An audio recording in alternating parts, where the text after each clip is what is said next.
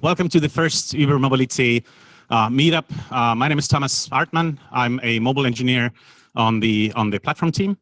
3 years ago, Uber had a handful of mobile engineers. I think it was 4 to be exact. Today, 3 years later, we're closing in on 250 mobile engineers. Everybody who's been here for a while has had to face extraordinary challenges in basically all fields of mobile engineering. And we came to the realization that we do have quite a bit of things to share. We found that we're in a pretty small club of companies that operate globally, even in China, are mobile first, or shall I say mobile only, and have seen a tremendous growth. And that has forced us to try to solve different challenges, be it architecting an architecture that supports 250 engineers contributing to an application that has only a few screens, or figuring out how to automatically test our applications without a single QA team and still ship every single week, or figuring out how to support very bad networking conditions in certain cities throughout the world. This is why we decided to have a meetup and share some of our learnings and invite other people from other companies and individuals to talk about their experience in mobile. So we came up with Uber Mobility, which is a meetup for scaling mobile applications globally. Today, we started with high-performance networking, a topic that should be dear to everybody's hearts, be it from a small company or a big company. And following this event, hopefully 2 months from now, we'll continue with testing mobile applications. To kick things off, we have Ganesh, Srinivasan, our Senior Director of Engineering, and Min Pham from our mobile networking team to give a small talk.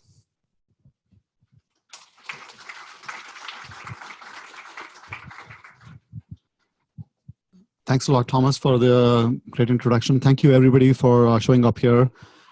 As Thomas mentioned, in the meaning with a mobile-first world, a lot of our applications are being built on mobile. And we learned a lot by being a mobile-first company and trying to do things from scratch. Obviously, we have learned a lot from a lot of the other people in the Valley, Facebook, Google, LinkedIn. But we also have some unique challenges that we have faced. And it's great to share them with folks, like-minded folks, and then also invite some speakers to come in and give us talks. So this is going to be a fun event today. We have a lot of really good folks, including Jim, one of the sort of founders of Quick, folks from LinkedIn talking about how mobile data pipelines work, and also folks on the gRPC side. So it's going to be a really fun event. So coming back to Uber networking, why is this important for us? So our mission is to provide transportation as reliable as running water. And this gets slightly challenged by being mobile, because as folks know, mobile works a lot of times, but it doesn't work a lot more times. And it's pretty unpredictable, and we never know what's going to happen. Now, to add to it, you have this challenge of being in 400 cities around the world. And I have the fortunate thing about visiting China, India, and a few of these places, and it's interesting. You can see almost all kinds of network, which is, I've seen 4G, 3G, Edge. I also saw something which I don't know what it is. Some of you can explain. It says 1x on the phone. It actually literally says 1x. 1x means you look at it and you just stare at it forever because nothing works. But there is something called 1x that does happen. Obviously, I've seen Edge. That was not surprising. I knew what Edge was, but I never knew what 1x was. Now, here's the challenge. So you have these kinds of network all around the world, and Uber's networking is literally networking, right? What we are trying to do is getting two people to meet real time in a small location. And the fundamental there to make them meet is the network actually making that happen. And the uniqueness here of what we're trying to solve is making it scale across the world, which obviously is pretty hard. And that itself is just not the Uber challenge, because this is something that other companies have faced as well. But when you couple with this is the unique thing as a driver, a partner for us working, you are traveling around the city. You're not staying still ever. So you're almost testing what cell phone networks have been built for, which is you keep roaming, right? So there's a whole bunch of things like those. Similarly, on the rider side, I think when you're in the middle of the street and when you need a car, I don't think you are okay to just say, okay, I'll go home and check my Facebook feed, or I'll go back home. You need a vehicle at that time, and it's important for you. And in some places, it's even gotten to an extent which we can't even support. Is like sometimes instead of calling 911 in their local countries, they dial Uber. I do not think we're ready yet to support that, but those things happen. But our goal is to get there, and that presents a lot of unique challenges as well as interesting ways to fix them. So I want to bring on Min out here to really go into the details of what are those challenges, how does it really affect what we do, and also look at like how we plan to tackle some of these things. So thank you.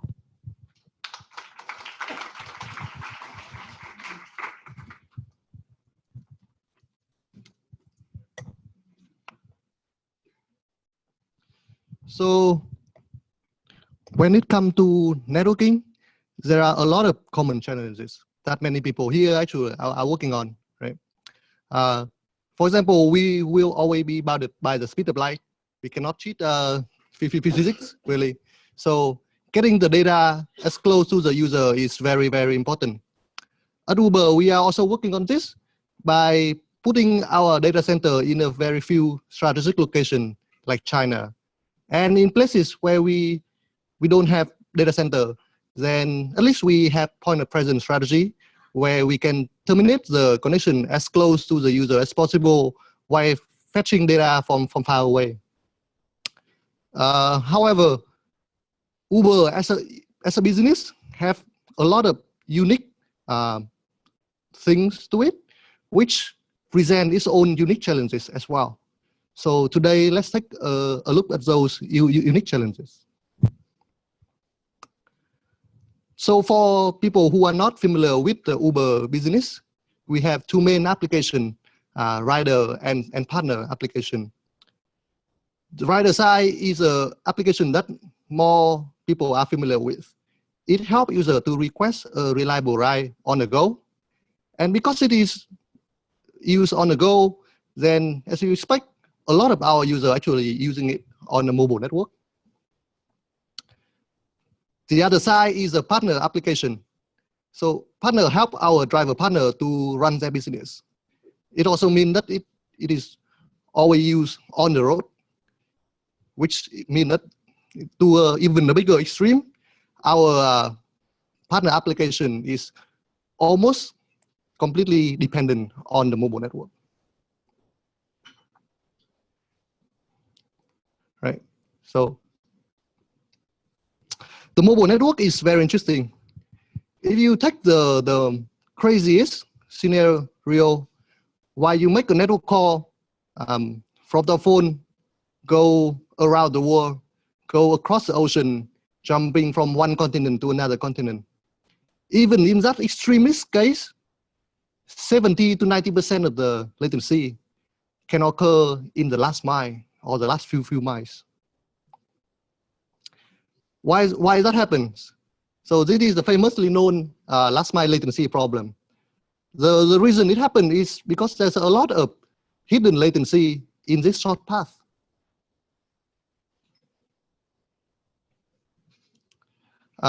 Unfortunately, as a high-level application deliverer, then none of this latency is visible at that level. Let's take a quick look at this diagram. So if you make a network call from the phone to the server, you have to jump through many hops. This is a very simplified diagram. So I just have from the phone going to the carrier cell tower. From the cell tower, it travels through the carrier infrastructure to the open internet. And from there, it can hit the server. So we dive deeper into the first two hops in this diagram. The first hop is from the phone to the cell tower. There are already multiple latency get involved here. There are two important concepts. Is control and user plane latency. Control plane latency is a fixed one-time cost for the device to negotiate with the radio resource controller. So the way that it works is from the device, it announces the intent to send the data to the carrier network. The radio resource controller then in the carrier network then come back and say, okay, you want to send some data. So this is the time frame that you can use. This is the level of power that you should have the radio on, and this is the frequency that you should broadcast on. So when the time comes, then you can start sending data to the network. But as you see, even in this first interaction, there are already multiple route trips between the device and the mobile network and the carrier, right? So it can be surprisingly slow. I have some data here. So the control plane latency on the 3G network can range anywhere from 200 milliseconds to 2.5 seconds. On 4G, it is quite a bit faster, but we are looking at like 50 to 100 milliseconds. Then there is the other concept, which is a user plane latency, which is a time for you to send data from the phone to the cell tower. And turn out that it is actually quite a bit faster than the control plane latency itself. Now get to the second hop. Once the data get to the cell tower, you have to travel through all the infrastructure of the carrier to get to the open internet. That path is called the core network latency. If you look at this data, this is AT&T data on all the deployed 2G, 3G, and 4G networks. This latency is ranging anywhere in the 2G world of Edge and GPRS between 600 and 700 milliseconds. In 4G LTE, it's getting only 40 to 50 milliseconds. So we see how far we have improved in terms of the network that we are dealing with. So, however, most of our users is in the range of the HSPA and HSPA plus. Right? So if you are looking at the developing countries, then you're even taking a look at the Edge and HSPA range. Now imagine if you open the application and you make the very first network request. Likely you're going to make a DNS request, you're going to need to establish a TLS connection. All in all, you already spend 4 or 5 round trip. And if you look at this data and that 4 or 5 round trip turn into several seconds, even before you sending any data to the network whatsoever, right? So if you ever have a question why the application take longer than it expected to open, then you might want to take a look at this. Now, there is another interesting effect in the mobile network. It's called handover.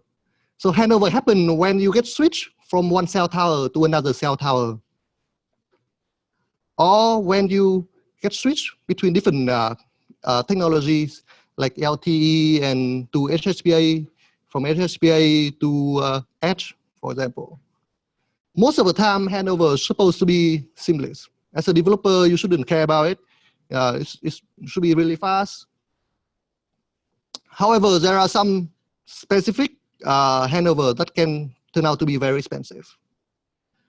As this example, on the AT&T network, in order to switch from LTE to HSPA plus, you can actually take up to 6.5 seconds. And again, from the high level, you only see that as a more latency to the network call. And you can imagine our partner application, as we're moving around very quickly in the car, we're actually more prone to hit this problem than a normal application as well. Now, all the high latency that I mentioned is very bad, right? However, which is worse is that if you don't have any network connectivity in the first place. And as we figure out from looking at our data in the Y, that zone, lots of connectivity is not the exception. It's more like the rule. We know that it will happen in the Y. We have to prepare for it. And same as before, because our partner application is moving around, there are a lot more chance for us to hit a situation where the network is unavailable, or there are some chance in failure in the network that make it unable to make a network call. Now, which amplify all the problems that I mentioned above is the fact that there are a lot of real-time interaction between a rider and a driver in a normal Uber transaction. If you imagine from the rider application, you make a new Uber request. You set the pickup location, you hit the request button. On the driver side now, they're going to see a new trip showing to them. Now, once they accept that trip, then on the rider side, you're going to see that you are on a new trip, and the driver is coming to you with the ETA and things like that. Now you can enter into destination. It's where I want to go, and the driver they're going to get a new navigation, new turn-by-turn navigation, new route, and all that as well, right? So, and these interactions have to be real time for it to matter.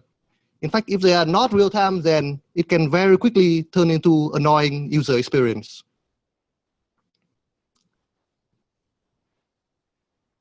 Whew. Okay, so I have talked a lot about all the challenges that we have, right? But now we can get to the exciting part, which is all the opportunities that we can get from that as well. So depending on how you look at it, unique challenges can mean that unique opportunity as well. And that's exactly what we find.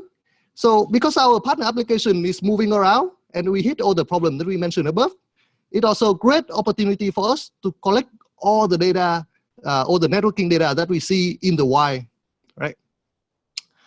So we build a service, a system called Celestial. And what it does is that it collects data like location, time, carrier, device, signal strength, and latency. And based on that, then we build this cool global network heat map, right? This kind of visualization. So the visualization is one thing, but the more important thing is that we be able to answer very important question, like at the given location, at the given time, on a given carrier network, what is the signal strength that you should see? What are the likely latency distribution that you should expect, right? And by being able to answer those questions, it sets the base for us to do a lot of optimization on top of that. So I want to show you guys some visualization. So this is a visualization of Uber traffic in Shanghai over a period of 1 day, I think. As you see in a big Shanghai, big city like Shanghai, we have a lot of coverage every hour throughout the day. And this is another visualization. So this is a different way to look at the same data. This is Uber traffic in New York from 2012 to 2015. So over time, over a short period of 4 years, you see that how big our coverage has grown in a city like this. And with that, we have a lot more coverage to our networking data as well. So the first application that we can use the networking data for is the fact that we can build a dynamic network client, right? So it can adapt to whatever the situation, whatever the network condition that it see in the Y. The way that this works is that it is a rule-based system on both server and client. The client send in high-level context that doesn't change often over time, like its city, its carrier, its device, and then the server send back a list of rules that the client now can cache, and later on can look up based on finer-grained context, like its exact current location and its exact time that it's using the network client for. So based on this rule, we can configure a bunch of different parameters in our networking stack, right? So things like timeout, retry, different protocols that we can use, HTTP 1.1, HTTP 2, speedy, and if we use HTTP 1.1, then how many connections we should keep alive, how many should keep persistent, and stuff like that. Right. So we actually have looking at two options when we building this guy. We can make the very first network request and then get back a configuration and then apply that configuration to our networking stack. Or we can go with the rule-based system, which is the thing that we chose here. The nice thing with the rule-based system is that you can apply the optimization to the very first network request that you make from the app, right? And as we figure out, the first network request in the application is also the most important network request that you're going to make from the app. So we want to be able to have this optimization apply as early as much as possible in the app. Now, if you're going up one level, you see that we can use this data to not only make our networking better, but to improve the system, improve the whole system as well. There is a very common problem among developers is that when we build working on backend client code, we tend to have some timeout and things like that, right? Most of the time, to be honest, we just choose something random, and we hard coded it somewhere, right?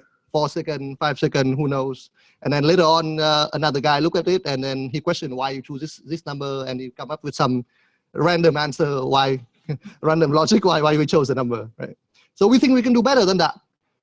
We're working on a service called uTimeout, which can automatically suggest for you the correct timeout value depends on the context that you give to it, right? And you can give it a very coarse context, or you can give it very fine-grained context. And based on that, it makes the best decision that it can. If you give it some context, very high-level context, like this is the city that I operate in, then yeah, it look at the distribution and it try to make the best guess. If you be able to say, this is the timeout that I want for this particular user, and I know that he is at this location, and this is the time that I need it, then yeah, it be able to look at a smaller context, and it choose a much better timeout as well. So we try to integrate this guy into we try this integrate in a few example in our system. One thing we have is when we try it out with this dispatch have a concept that each driver is given a time to accept a trip. I think normally it's like 60 seconds or something like that. Don't quote me on that though. So, but what we make is that we make so that a driver with poorer connectivity now have a little bit more time to accept a trip compared to a driver with good network connectivity. And what we find out is not only do we make the system like fairer, right? It make fairer more. All the driver now have the same chance to accept the trip. We make the system more optimized. But when we run the A/B test on this guy, we found that we be able to move very high-level metrics like trip completion rate, rider cancellation rate. It's all improved as well.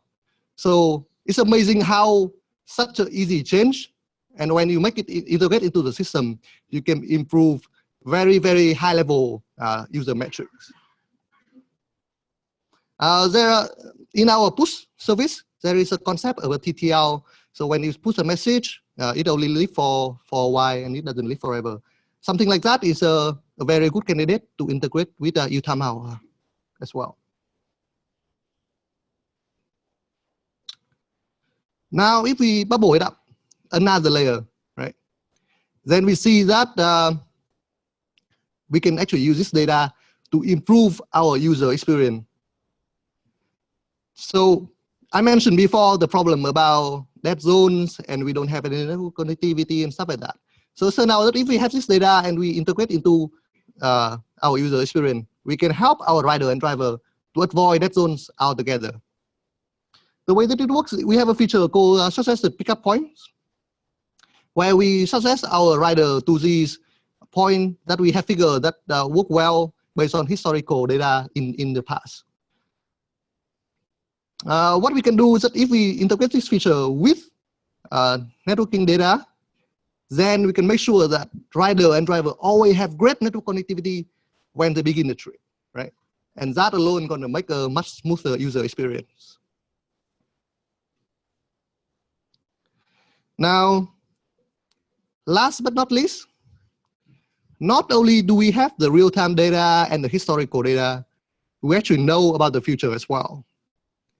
By providing features like turn-by-turn navigation, we have high confidence in knowing exactly where a user will be at a given time in the future, right?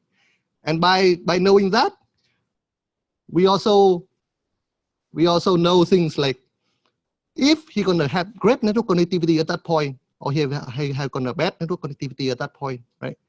If he's gonna get switched from one cell tower to another cell tower, or if he's gonna go into a dead zone now, or when he's gonna getting out of that dead zone, right?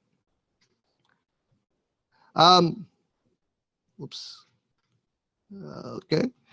And by understanding things like that, we can do prediction and planning much more in advance. A quick example of thing that we can do here is like, let's say if we know that the user is going to go into a dead zone, we don't have to try to make the network request, right? We can batch all these network requests, and only when the user is getting out, then we can retry them. So a thing like that is not capable in any system before that.